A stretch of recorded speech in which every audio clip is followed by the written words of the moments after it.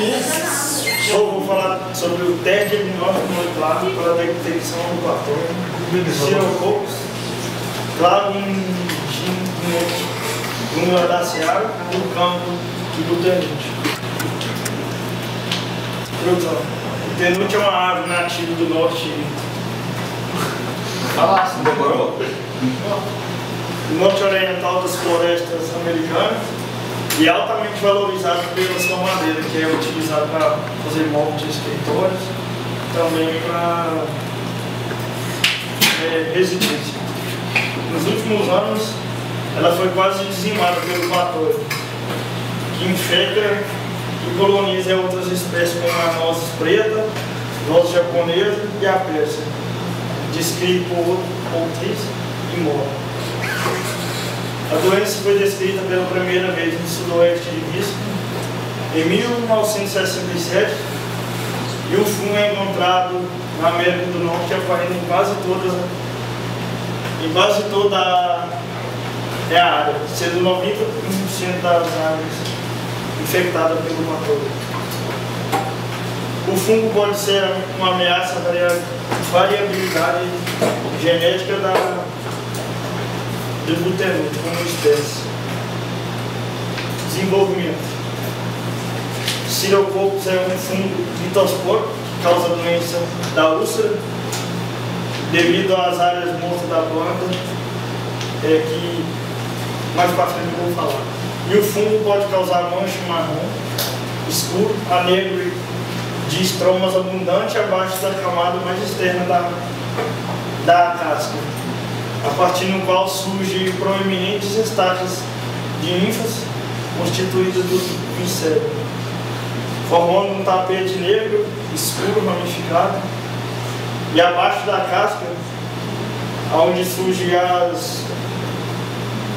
as rachaduras, que é onde se dá o nome de úlcera, da qual surgem as ínfas, levantando a casca, como eu disse, né? Que é onde ocorre as rachaduras, no estágio mais avançado da infecção da doença, até causando a morte do tecido. E é disseminada através de respiro, de chuva e pelo vento, e insetos e sementes contaminadas também. O fungo pode produzir sobre árvores mortas por mais de 13 anos. A disseminação do patógeno, com seu efeito devastador, levou o Butanite a ser designado como uma espécie de extinção no Canadá. E um plano de recuperação foi desenvolvido para avançar plantas viáveis, autossustentáveis e populações resistentes. Implicando na identificação do material de origem em coletas de semente de vários locais para conservar o germoplasma nativo de material resistente, as etapas mais críticas foram garantir sementes livres do patógeno, que 91% das espécies são infectadas pelo patógeno, e ser distribuída em áreas de plantio, onde seriam implantados o projeto. E no projeto, o método utilizado foi o PCR, para o diagnóstico e identificação do patógeno. A pesquisa foi desenvolvida para a extração de DNA e identificação do patógeno. Materiais de método. Foi usado 45 isolados do patógeno de 12 localidades diferentes, mais 3 isolados descritos por Nair, coleção do banco de germoplasma do autor, e mais 2 isolados de Butanite que foi recuperado sem montagem. Aqui estão os isolados, as estruturas vegetais onde foram inoculados, localidade e a data de coleta.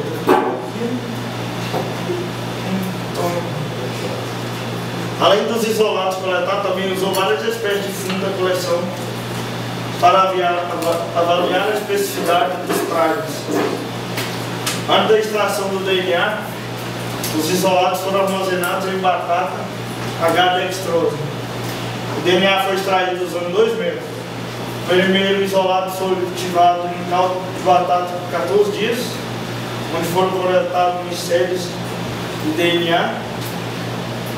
Foi extraído usando o kit Vinius e Zag.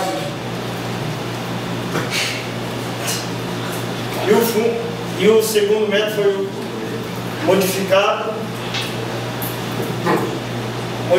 e ebulição, que é extração de DNA, onde os isolados foram cultivados em PDA por 5 a 14 dias e foram usados um palito para fazer a transferência do micélio,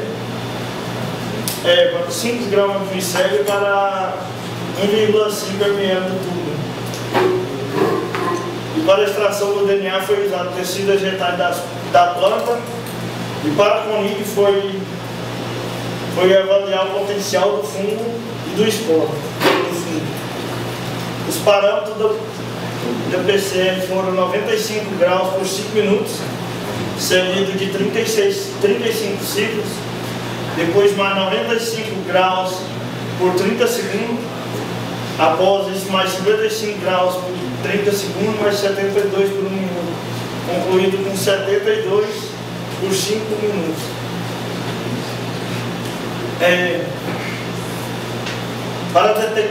Para descartar uma impossível inibição da reação de glicéride ou falta de DNA modelo, utilizaram-se 2 primers, o ITS-1 e o ITS-4, que foram usados para a amplificação dos espaçadores de telemeno na região para amplificar o DNA do fungo.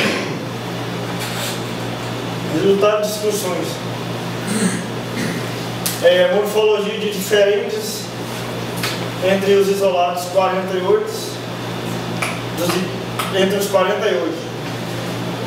E pode se ver que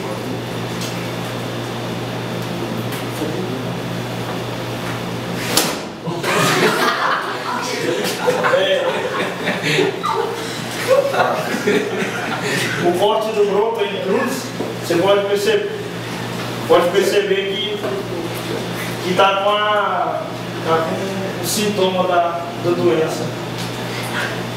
Aqui é o broto com o sintoma da doença, lesionado, começando a partir do ápice, a folha com as lesões foliares, e aqui a produção de CONIG a partir das lesões da cultura. É aqui o tronco, a rachadura, com o nome, por isso o nome da doença, úlcera do tenute. E aqui foi usado, foi extraído líquido da planta com bactéria e fungo junto. Mais um pouquinho eu vou falar, mais adiante eu vou falar. E as colônias aqui, o A com anéis de luz e esporulação, o B com culturas setoriais com anéis de esporulação, o micélio com anéis, esporulação e pigmentação do agar, e o micélio escuro, difuso, anéis escuros e pigmentação do agar. Mas na extração do DNA não houve diferença entre os fenótipos no sequenciamento do DNA.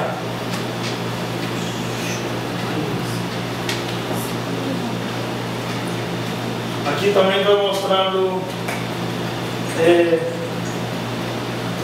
a doença no ápice, no caule.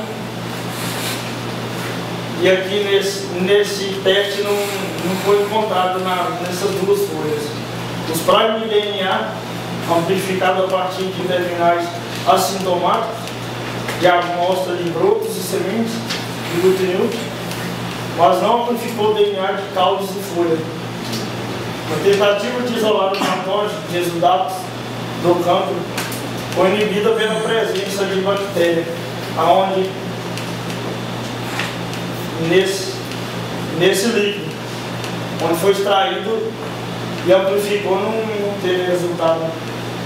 O diagnóstico molecular foi capaz de detectar os patógenos na presença de bactérias. Os praios foram avaliados para a eficiência na detecção do patógeno durante o processo de dessecamento. O patógeno não foi detectado a partir de sementes que tinham sido dessecadas. Discussão. E no presente estudo, o diagnóstico foi baseado em PCR e foi desenvolvido para detectar o patógeno em tecido vegetal infectado e de esporos durante uma lavagem porca no processo. Houve uma porca lavagem, por isso mesmo, para detectar o patógeno. O PAG Primes amplificou o sucesso na região de 48 isolados do fungo em 11 localidades. E em uma localidade não ocorreu a doença. O ensaio foi capaz de detectar o patógeno de forma consistente em uma boa variedade de tecidos infectados, incluindo folhas, broto, pecíolo, caldo, semente, pericarpo e cotilete. Mas ainda há muitas perguntas a não ser respondidas sobre a epidemiologia dessa doença, porque ainda não é bem recente esse estudo e não precisa estudar mais para saber sobre a epidemiologia da doença. Muito obrigado.